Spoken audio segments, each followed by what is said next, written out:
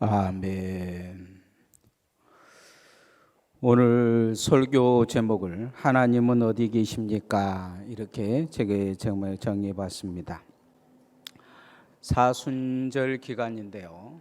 이제 코로나로 힘들어하는 사람들, 또 교회들은 아마 이런 기도를 하지 않을까 싶어요. 하나님은 어디 계십니까? 어느 부부가 있었습니다. 부부 중에 부인은 교회를 열심히 다니고 남편은 의체증에 술주정뱅이였는데 어느 날 남편이 이제 술을 많이 먹고 와서 부인에게 그런 이야기를 합니다. 교회에 가면 죽이겠다, 그런 이야기를 해요. 부인은 이제 남편이 뭔가 한다고 하니까 겁이 나서 목사님에게 전화 걸어서 상담을 합니다. 목사님, 우리 남편이 교회 가면 죽이겠다고 하는데 어떻게 하면 좋습니까? 그러니까 목사님이 그렇게 이야기하더라는 거죠. 그래도 신앙은 지켜야 되지 않겠습니까? 죽으면 죽으리라는 믿음을 가지고 신앙을 지키십시오, 이렇게 이야기했다고 해요. 그래서 교회를 갔다 왔어요. 교회를 갔다 오니까 이제 이 남편이 다시 또 술을 먹고 와가지고 이제는 그런 이야기를 하더라는 거예요. 한 번만 더 교회 가면 그 교회 찾아가서 그 목사를 죽이겠다.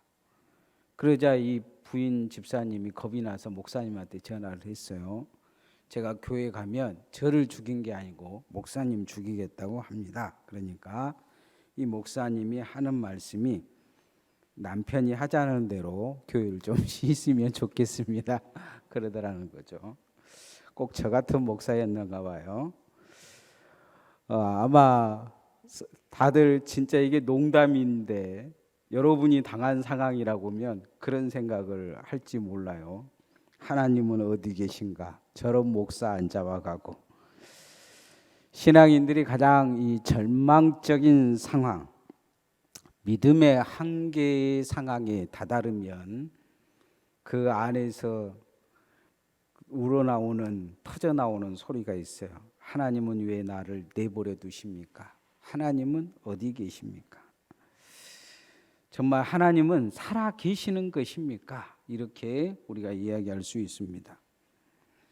그런데 세상 사람들도 조롱거리로 우리에게 그런 이야기합니다. 하나님 진짜 살아있느냐? 하나님이 어디 있느냐? 하나님 보여달라. 그렇게 이야기할 때가 있습니다. 그러나 이 질문은 우리가 하나님을 귀하게 찾을 때 해야 되는 질문입니다. 하나님을 바라고 찾고 원하는 자들에게 하나님은 그런 갈망을 주셔요. 하나님을 찾는 그런 갈망을 주셔서 그 갈망을 통해서 하나님을 만나게 하시는 것을 볼 수가 있습니다. 하나님은 어디 계시느냐? 우리는 이것을 어디에서 찾아야 되냐면 하나님 말씀 속에서 찾아야 됩니다. 하나님은 어디 계시냐? 말씀으로 우리에게 보여주신 것은 하나님은 바라고 믿고 고대하는 자, 그 삶 속에, 그 믿음 속에 나타나고 계신 것을 볼 수가 있습니다. 하나님은 어디 계십니까? 찾는 자들의 눈앞에 나타나신 것이 아니고 하나님은 그 믿음의 역사를 통해서 나타나십니다. 믿고 바라고 고대하는 자, 여러분이 그리고 믿고 바라고 고대하는 믿음을 가질 수 있기를 소원합니다. 따라합시다. 하나님은 기대하는 믿음 속에 나타나십니다. 하나님은 기대하는 믿음 속에 나타나십니다. 아브라함의 삶에도, 이삭의 삶에도, 야곱의 삶에도 하나님을 바라고 기대하는 자, 갈망하는 삶에 나타나시는 것을 볼 수가 있습니다. 야복나루 강가에서 하나님이 아니면 안 되는 상황, 하나님을 붙들고 늘어지는 상황에 하나님은 그들의 삶 속에 나타나셔서 그들을 건져주십니다. 미국의 20세기 초 작은 도시에서 10살 정도 된 남아아이가 가게마다 문을 두드리면서 그런 이야기를 합니다. 오른손에는 1달러가 들려져 있어서 그 1달러를 가지고 그런 이야기를 해요. 안녕하세요. 혹시 하나님 파세요? 이렇게 물어봐요. 가게 주인들마다 이상한 놈이다 생각하고 그냥 쫓아내버립니다. 그런데 이 아이가 69번째 가게에 들어가서 똑같이 두드립니다. 하나님 파세요? 그러니까 이 진지한 아이의 모습을 보고 그 주인이 묻습니다. 하나님 사갖고 뭐 하려고? 그러니까 이 아이가 그런 이야기를 해요. 우리 부모님은 일찍 돌아가셔서 삼촌이 나를 키워줬는데 삼촌이 큰 병이 걸려가지고 병원에 누워 있는데 의사들하고 간호사들끼리 자기들이 하는 말이 하나님 아니고는 이게 해결이 안 된다 이런 이야기를 했다는 거예요. 그래서 자기 주머니에 보니까 1달러밖에 없는데 하나님을 사면 우리 삼촌이 살겠구나 생각하고 하나님을 삼촌을 살리기 위해서 하나님을 사러 왔다는 거예요. 이 주인이 이 아이의 말을 듣고 아무 음료수나 딱 주면서 이게 하나님이다. 그 1달러를 받고 하나님을 팝니다. 이 아이는 그 1달러짜리 음료수를 가지고 가서 삼촌에게 내가 하나님 샀어요. 삼촌 이제 날 수 있어요 하고 그 음료수를 줍니다. 그날 밤에 갑자기 그 미국에서 제일 유명한 의사들이 전용 비행기들을 타고 이 소도시로 몰려오기 시작하는데요. 그리고 의사들이 모여서 회의를 하고 이 환자를 어떻게 할 거냐, 어떻게 고칠 거냐. 그래서 최고의 의사들이 모여서 그 환자를 고쳐냅니다. 이 삼촌이 살아나요. 삼촌이 나중에 그 의사들에게 묻습니다. 어떻게 오셨냐? 나는 돈도 없다. 그러니까 돈 걱정하지 마라. 이미 다 지불되었다. 이야기를 해요. 삼촌이 나중에 이제 자기를 도와준 사람이 있다는 걸 알고 찾아가서 그런 이야기를 합니다. 정말 고맙다고. 어떻게 갚을 수 있겠냐? 그러니까 당신의 조카가 하나님을 샀기 때문에 나는 하나님이 되는 통로가 돼서 당신을 고쳤습니다. 그런 이야기를 하더라는 거예요. 하나님이 누구인지도 모르고 하나님이 무슨 음료수인 줄 알고 샀던 이 아이, 하나님은 그 아이에게 하나님이 어떤 분인지를 가르쳐 주신 거죠.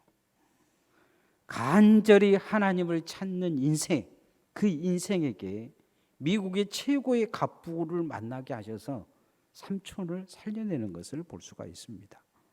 오늘 성경은 하나님을 간절히 기대하고 바라보는 자, 곧 하나님을 앙망하는 모든 자에게 하나님은 반드시 그들의 소원을 들어주시고 그들을 만족해 하실 것이다. 이렇게 말씀하고 있습니다.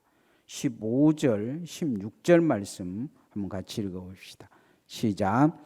모든 사람의 눈이 주를 앙망하오니 주는 때를 따라 그들에게 먹을 것을 주시며 손을 펴사 모든 생물의 소원을 만족하게 하시나이다. 하나님을 바라고 하나님을 의지하는 자, 하나님을 갈망하는 자에게 하나님은 반드시 그들의 소원을 들어주신다는 거예요. 누구든지 모든 자들을 이야기합니다. 모든 사람이 눈을 주를 앙망하오니 이런 말씀을 하고 있는 걸 볼 수가 있습니다. 우리도 오늘 하나님을 바라보고 하나님을 기대하는 삶을 살아야 될 줄 믿습니다. 예수님은 길 가다가 아무나 고쳐주시지 않았어요. 보면 막 아무나 고쳐준 것 같은데 특별하게 불쌍해서 그냥 찾아가서 고쳐준 사람도 있지만 예수님의 사역을 보면 특별한 그런 어떤 의미를 제공하는 말씀이 있습니다. 주님은 자기에게 찾아오는 자에게 믿냐고 물어보셔요. 무엇을 바라냐고 물어보셔요. 주님에 대한 기대가 있냐는 것을 반드시 확인하시고 그 네 믿음대로 되라 이렇게 이야기하셔요. 믿음이 주님이 고쳐주실 만한 믿음, 주님이 고쳐주고 주님을 바라고 원하는 그 믿음이 있으면 반드시 그 믿음대로 되라고 요구를 하셔요. 그 사람의 믿음이 아니고 그 사람을 데리고 오는 사람들의 기대라도 있으면 하나님은 고쳐주세요. 중풍병자가 왔는데 사람들이 너무 많아가지고 예수님이 계신 곳에 들어가지 못하는데 지붕을 뚫어서 달아내려는데 그 중풍병자는 믿음이 없었던 것 같아요. 그런데 성경은 뭐라고 이야기하고 있냐면 그들을 들쳐매고 온 사람들 그 기대를 보고 그를 고쳐주었다 이렇게 말씀하셔요. 백부장의 하인은 믿음을 없는데 백부장의 믿음을 보고 고쳐주셔요. 누군가 기대하고 앙망하면 하나님은 실망치 않으신 것을 볼 수가 있어요. 이사야 40장 31절에 하나님을 앙망하고 기대한 자는 새 독수리 같은 새 힘을 얻을 것이다. 날아올 것이다. 지치지 않을 것이다. 곤비하지 않을 것이다. 이렇게 말씀하고 있는 것을 볼 수가 있습니다. 오늘 우리가 하나님 앞에 나와서 예배하고 기도하는데 하나님 앞에 간절한 기대가 여러분에게 있기를 소원합니다. 늘 하나님을 기대해야 돼요. 하나님이 내 인생에 오면, 하나님이 내 인생에 개입하면, 하나님이 나의 기도를 들어주시면 나는 새 힘을 얻을 것이다. 내 인생은 새 힘을 통해서 새롭게 될 것이다. 이것을 하나님은 우리에게 요구하고 있는 걸 보게 됩니다. 히브리서 11장 1절 2절에 보면 믿음은 바라는 것들의 실상이요 보지 못한 것들의 증거니 선진들이 이것들을 통해서 증거를 얻었다 이렇게 말씀합니다. 바란다는 거예요. 믿음은 첫 번째 무엇으로 시작하는 거냐? 바라는 걸로 시작된다 이렇게 말씀합니다. 오늘 성경에도 앙망한다 이 말은 바라는 거예요. 간절히 바라는 말을 앙망이라는 낱말을 쓰고 있는 것을 볼 수가 있습니다. 하나님을 간절히 앙망하고 기대하는 자를 만나 주신다는 거예요. 역사해 주신다는 거예요. 우리의 삶에서 주님을 만나러 왔으면 그 간절함이 우리 안에 있어야 될 줄 믿습니다. 오늘도 그렇게 간절하게 주님을 붙드시는 삶이 되어지기를 원합니다. 우리가 간절하게 주님을 붙들 수 있는 건 뭐냐? 주님 앞에 오면 나의 마음을 온전히 주님께 내어놓으며 마음의 문을 열고 주님께 기도하는 것입니다. 하나님은 어떤 자들의 삶에 찾아오고 계시고 하나님은 계시느냐? 간절히 주님을 찾는 자, 구하는 자의 삶에 나타나신 것을 볼 수가 있어요. 아브라함도 평상시에는 하나님 나타나지 않지만 어려움 속에서 그의 마음속에 조금이라도 하나님을 기대는 마음이 있으면 하나님 그의 삶 속에 나타나십니다. 야곱의 인생도 마찬가지예요.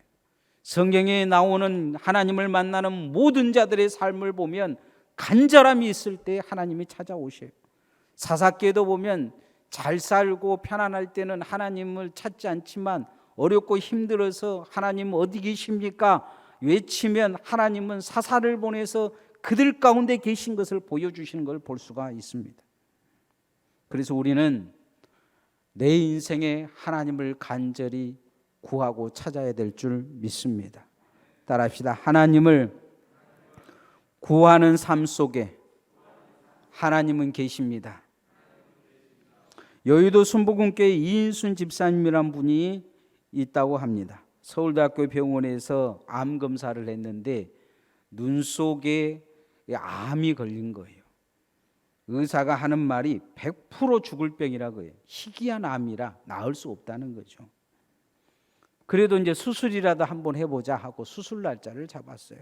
수술 날짜 잡고 침대에 누워 있는데 죽기 전에 그래도 교회 다닌 사람이 기도라도 해보자 하고 기도하고 싶은 마음이 들었는데 이 사람이 기도라는 것을 할지를 모르는 거예요. 그래서 마음속에 무슨 생각이 들었냐면 솔로몬이 1000번제라도 드렸는데 이런 생각을 하고 내가 여기에서 1000번 주기도문이라도 해야 되겠다 생각한 거예요. 그러고는 성경책 펴고 주기도문을 1000번 읽기 시작합니다. 주기도문을 1000번 읽기 시작하는 동안에 가슴이 갑자기 뜨거워지더니 불덩어리 같은 것이 자기 눈으로 들어오더래요. 그리고 나서 다시 검사를 했는데 암이 깨끗하게 사라진 것입니다. 그 집사님이 다시 이렇게 암 진단할 때 의사와 간호사들이 정말 다 고침을 받았다고 퇴원할 때 박수를 쳐주면서 기적이라고 이야기하더라는 거예요. 이 예화를 들으면서 제가 또 걱정되어 쓴 것은 오늘 집에 가가지고 주기도문 펴놓고 또 일천번 할까 걱정스러워요. 일천번 하고 나서 또 안 된다고 나한테 나는 소원도 안 들어준다고 그럴지 몰라요. 이분에 관한 이야기예요. 기도도 할 줄 몰라서 기도 흉내 내는 모습을 보고 하나님이 불쌍히 여겨주신 거예요. 자신의 마음을 연 거죠. 내가 하나님께 내 인생 맡겨보겠다고 마음의 문을 연 것입니다. 그러니까 그 마음의 문을 여는 걸 보고 주님이 그 인생에 개입해 들어오신 거예요. 하나님은 오늘 우리의 삶에 개입하는 문을 열기를 원하고 계셔요. 내 인생에 하나님이 개입할 수 있는 것은 내가 주님 앞에 기도하는 것입니다. 기도해야 하나님이 내 인생에 개입해 줄 수 있어요. 여러분, 멀리 있는 사람들 아무리 뭔 이야기를 해도 도와줄 수가 없어요. 제가 요 근래에 마스크를 좀 이 노예의 이 선교부에서 마스크를 해가지고 이렇게 몇 군데 이렇게 나눠주고 다녔는데 어떤 교회 가니까 전화도 안 받고 나오지도 않아요. 그런데 맨 마지막 교회 미교교회라는 곳에 갔는데 전화를 하니까 이 여자 목사님이 머리 감다가 그냥 수건 둘러쓰고 나온 거예요. 예배당 문을 다 잠가 놓으니까 못 들어왔는데 예배당 문을 그래도 열어서 이제 기도하고 뭔 이야기 듣다가 그 교회 전에 있는 목사님은 스피커가 고장 났는데도 몇 년간 그냥 그러기에 목회를 하신 거예요. 이거 보니까 스피커 잘 고치는 목사님을 데리고 다니니 보니까 자기도 관심사라 그거 틀어보니까 안 되는 거예요. 그래서 제가 우리 당에 이야기해가지고 그 주에 그거 고쳐줬어요. 그리고 또 여기저기에서 연락이 와서 이 예배를 드릴 수 있는 큰 TV도 앞에도 생기고 이 반주할 사람이 없는 반주기도 생기고 그런데 가만히 보니까 그 목사님이 그 교회 부임하고 나서부터 강대상 앞에다 놓고 방 이불 놓고 하나님 앞에 새벽마다 기도한 거예요. 그러면서 그 이야기를 하시더라고요. 이 스피커 문제가 있어서 기도했는데 사람 좀 보내달라고 기도했는데 기도한 지 3일 만에 우리가 왔다는 거예요.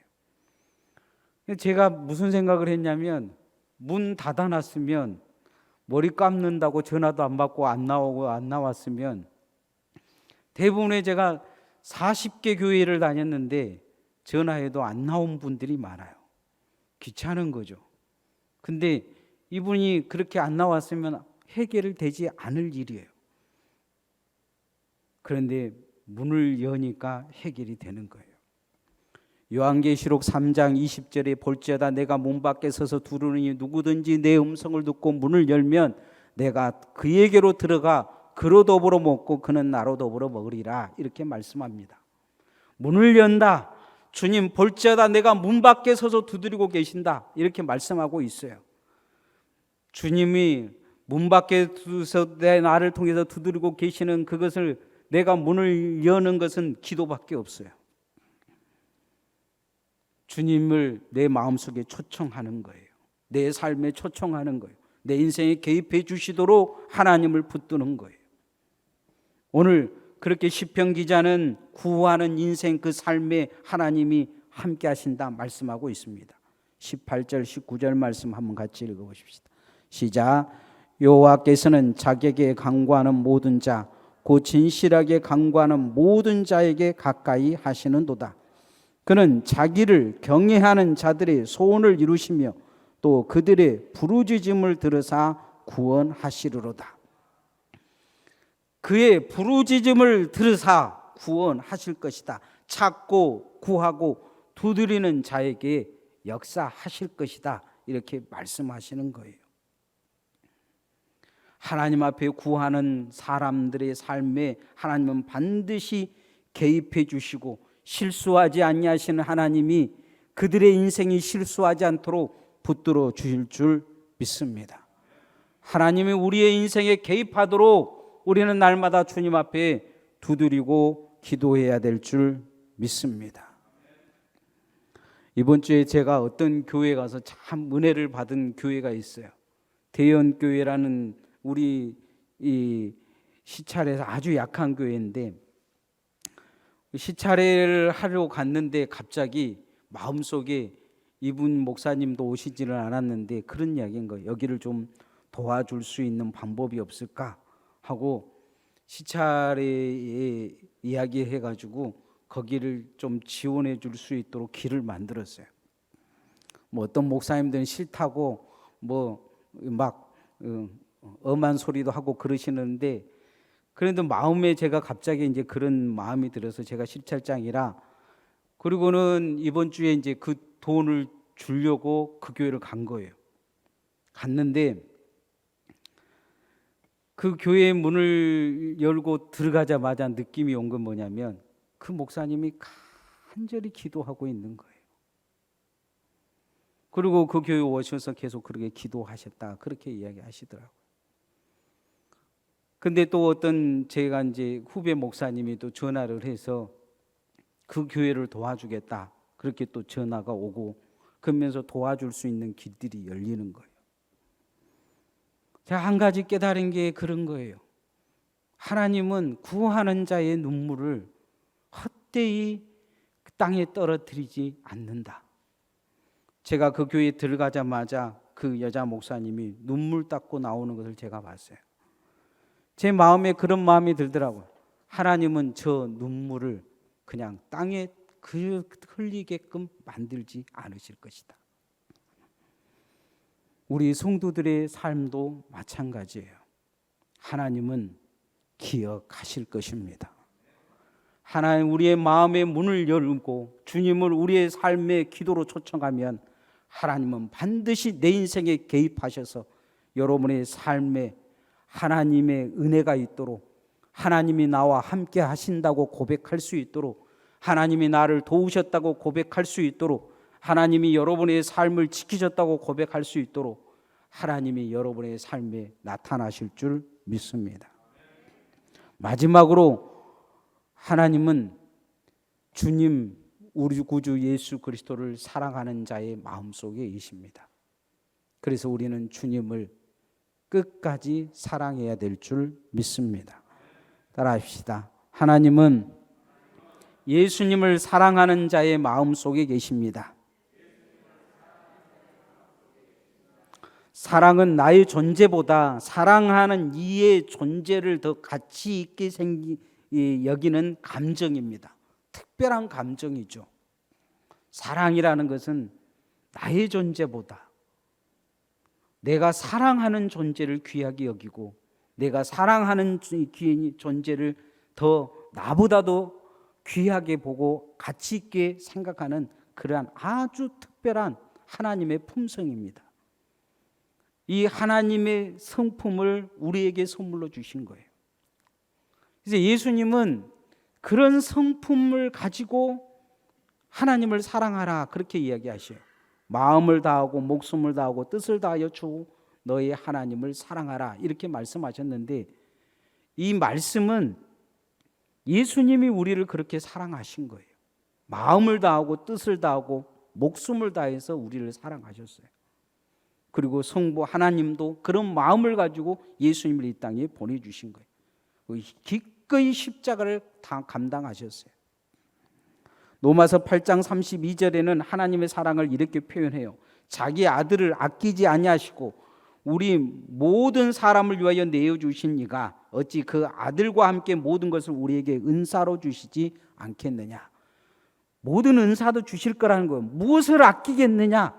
하늘의 그 권능과 하늘의 어떤 능력이라도 하나님은 아끼지 않고 줄 것이다. 아까울 것이 뭐 있느냐.